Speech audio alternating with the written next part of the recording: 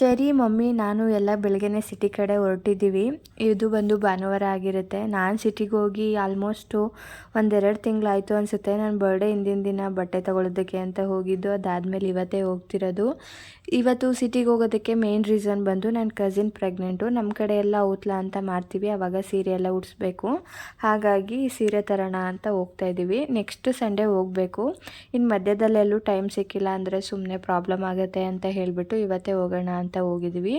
ನಾವು ಹೋಗಿದ್ದು HPR ಸಿಲ್ಕ್ಸ್ಗೆ. ಇಲ್ಲೂ ತುಂಬಾ ಚೆನ್ನಾಗಿದೆ ಕಲೆಕ್ಷನ್ಸು, ಬಟ್ ನಮಗೆ ಬೇಕಾಗಿರೋ ರೀತಿ ಸಿಗಲಿಲ್ಲ ಹೇಳಬೇಕಂದ್ರೆ. ಸೊ ಫೈನಲ್ ಆಗಿ ಮಮ್ಮಿ ಒಂದು ಸೆಲೆಕ್ಟ್ ಮಾಡಿಕೊಂಡು ತಗೊಂಡ್ರು. ಅಲ್ಲಿಂದ ಬಂದುಬಿಟ್ಟು ಡ್ರೆಸ್ ತಗೊಳ್ಳೋಣ ಅಂತ ಹೋಗ್ತಾಯಿದ್ದೀವಿ. ಚರಿಗೆ ಲಿಫ್ಟಲ್ಲಿ ಹೋಗ್ಬೇಕಾದ್ರೆ ಏನೋ ಒಂಥರ ಖುಷಿ ಅವ್ರಿಗೆ.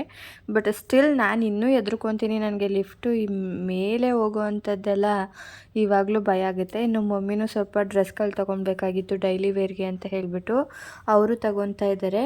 ಸೊ ಇಲ್ಲಿಂದ ಶಾಪಿಂಗ್ ಎಲ್ಲ ಮುಗಿಸ್ಕೊಂಡು ಹೊರಟ್ವಿ. ಒಂದಷ್ಟು ಪರವಾಗಿಲ್ಲ ಶಾಪಿಂಗ್ ಮಾಡಿದ್ರು ಮಮ್ಮಿನೂ. ಇಲ್ಲೆಲ್ಲ ಮಾಡಿಕೊಂಡು ಹೊರ್ಗಡೆ ಹೊರಟ್ವಿ. ಇನ್ನು ಮಮ್ಮಿ ಹಣ್ಣೆಲ್ಲ ತಗೊಳ್ತಾಯಿತ್ತು. ನಾವು ಈ ರೀತಿ ಮಾಡ್ತಾರೆ ಅಲ್ವಾ ಔಟ್ಸೈಡಲ್ಲಿ, ಇಲ್ಲೇ ತೊಗೊತೀವಿ. ಈ ಫ್ರೂಟ್ಗಳೇ ತುಂಬಾ ಚೆನ್ನಾಗಿರುತ್ತೆ ಹೇಳಬೇಕು ಅಂದರೆ.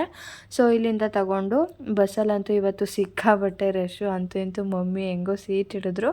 ಅಲ್ಲಿಂದ ಮನೆ ಕಡೆಗೆ ಓಡ್ತಾ ಇದ್ದೀವಿ. ಸೊ ಇದಾಗಿತ್ತು ನನ್ನ ಇವತ್ತಿನ ಮಿನಿ ಬ್ಲಾಗ್. Thank you.